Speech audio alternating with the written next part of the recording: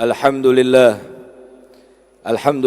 nahmaduhu wa nasta'inuhu wa nastaghfiruh wa na'udzu billahi min shururi anfusina wa sayyiati a'malina may yahdihillahu fala mudilla lahu wa may yudlilhu fala hadiya lahu ashhadu an la ilaha illallah wahdahu la syarika lahu wa ashhadu anna Muhammadan 'abduhu wa rasuluhu la nabiyya ba'dahu Allahumma salli wa sallim wa barik ala sayyidina Muhammad wa ala ali sayyidina Muhammad. Amma ba'du fa ya ibadallah usikum wa nafsi bitaqwallah ittaqullah haqqa tuqatih wa la tamutunna illa wa antum muslimun. Wa qala Allah ta'ala fil Qur'anil Karim fi muhkami tanzilih wa huwa asdaqul qailin Inna nahnu nazzalna dzikra wa inna lahu lahafizun. Shadaqallahul azim wa shadaqa rasuluhun nabiyul wafiyul karim wa nahnu ala dzalika minasy syahidin wasyakirin. Walhamdulillahi rabbil alamin. Ma'asyiral hadirin jamaah salat Jumat rahimakumullah.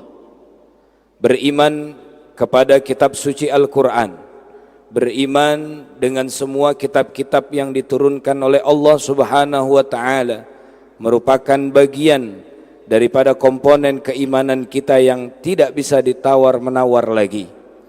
Lalu sebagai bahan evaluasi terhadap diri kita masing-masing, sampai sejauh mana diri kita mengenal daripada kitab suci Al-Qur'an. Jangankan kita bayangkan nanti di alam kubur, di alam barzah, saat seketika kita ditanya oleh malaikat yang mewakilinya, wa ma kitabuka, apa daripada kitabmu?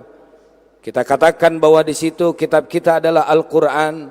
Lalu apa yang kita ketahui tentang Al-Qur'an? Minimal isi kandungan yang ada di dalamnya, walaupun hanya dalam jumlah yang sedikit, walaupun hanya dalam jumlah yang global, kita tidak mengetahuinya. Maka itu di sini secara ringkas khatib akan menyebutkan beberapa 5 daripada isi kandungan di dalam Al-Quran menurut Syekh Muhammad Abduh di dalam tafsirnya. Al-Quran memiliki 5 daripada kandungan secara umumnya. Yang pertama, di dalamnya mengandung daripada at-tauhid, ayat-ayat untuk kita mengesahkan Allah Subhanahu wa taala, di mana ini menjadi satu target utama di dalam dakwah Nabi kita Muhammad sallallahu alaihi wasallam.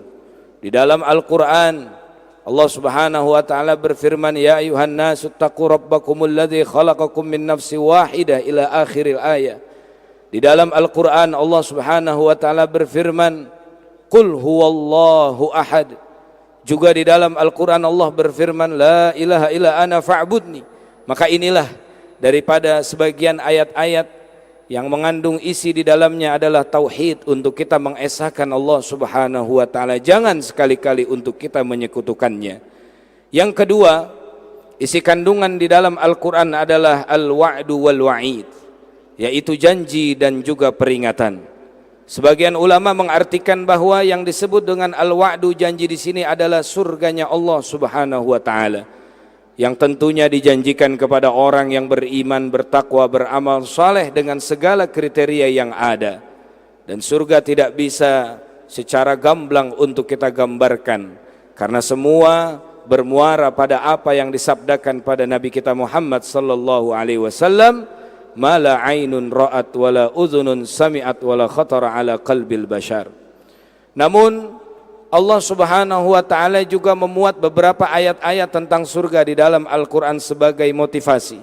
Namun sekali lagi, itu tidak mewakili daripada sesungguhnya surga seperti apa dengan kenikmatannya. Al-wa'id yang diartikan oleh ulama sebagai peringatan, yaitu nerakanya Allah Subhanahu wa taala dengan segala tingkatannya, dengan segala nama-namanya, begitupun juga dengan surga. Maka inilah yang kedua daripada isi kandungan Al-Quran menurut Syekh Muhammad Abduh dalam tafsirnya. Yang ketiga adalah al-ibadah, yaitu sarana-sarana untuk kita mencapai kepada Allah Subhanahu wa taala. Wa ma khalaqtul jinna wal insa illa liya'budun. Tidaklah aku ciptakan jin dan manusia untuk beribadah kepadaku. Yang sudah Tidak ada tawar-menawar lagi yang ada di dalam rukun Islam. Baik kita melaksanakan salat, zakat, puasa, haji, dengan segala amalan-amalan penunjang yang lainnya. Maka itu semua termaktub di dalam Al-Quran. Walaupun hanya secara global, karena secara terperincinya semua sudah dijelaskan di dalam diri pribadi Nabi kita Muhammad sallallahu alaihi wasallam. Hadirin rahimakumullah. Yang ketiga adalah ibadah. Yang keempat adalah sabilus sa'adah, jalan untuk kita menuju daripada kebahagiaan. Itu pun juga dimasukkan oleh Allah di dalam Al-Quran.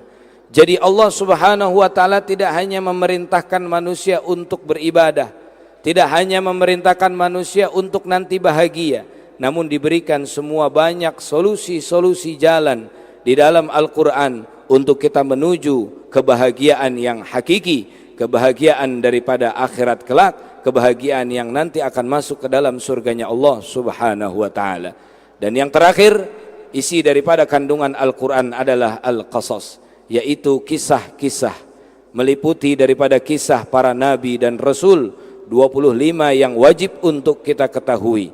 Juga kisah-kisah umatnya, baik itu kaum Samud, kaum Ad, begitu juga dengan musuh-musuh Allah di dalam Al-Quran, baik itu Fir'aun, Qarun, Haman, dan yang lainnya semua dimasukkan ada di dalam Al-Quran. Tujuan Allah subhanahu wa ta'ala memuat kisah-kisah di dalam Al-Quran adalah linusabbita bihi fuadak, untuk menetapkan daripada hati kita, untuk lebih meyakinkan diri kita bahwa jangan sampai apa yang pernah terjadi pada masa lalu terjadi juga pada masa kita saat ini. Maka inilah 5 daripada kandungan isi Al-Quran.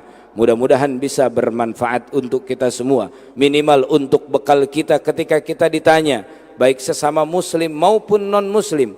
Karena ini merupakan bagian satu kekhawatiran saat kita umat Islam berpegang teguh dengan kitab suci Al-Quran, lalu ketika ditanya apa isi kandungan Al-Quran namun kita tidak mengetahuinya. Mudah-mudahan kita semua mendapatkan syafaat di dalam Al-Quran, mudah-mudahan kita masuk surga bersama Al-Quran. Allah subhanahu wa ta'ala merahmati kita dengan Al-Quran, amin ya rabbal alamin. Barakallahu li wa lakum fil Qur'anil azim, wa nafa'ani wa iyyakum bima fihi minal ayati wa dzikril hakim, wa taqabbala minni wa minkum tilawatahu innahu huwas samiul alim, fastaghfiruhu innahu huwal ghafurur rahim.